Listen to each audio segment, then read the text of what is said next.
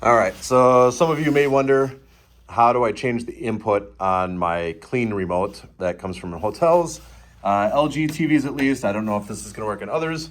The simplest, easiest way is, if you don't already have one, buy just a cheap $10 wireless mouse at Walmart or wherever, any store near you. Plug it into the USB. And as you can see, once you click on the mouse, once you activate it, you'll get your little menu there. I believe you can just press enter. Maybe it's the setup button. Bear with me.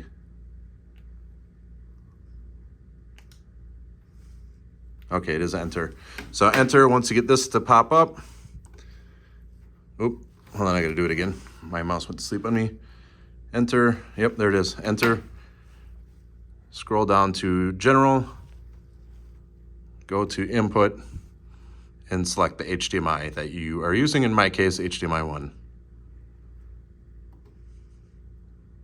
That's it, I'm already there, so we'll change it once. It's back to the hotel TV. Press enter. It's kind of slow sometimes. Let's try again. There we go, enter. Again, general, input, HDMI 1. There we go. Now I got my Fire Stick running. Good luck. Hope this works for you.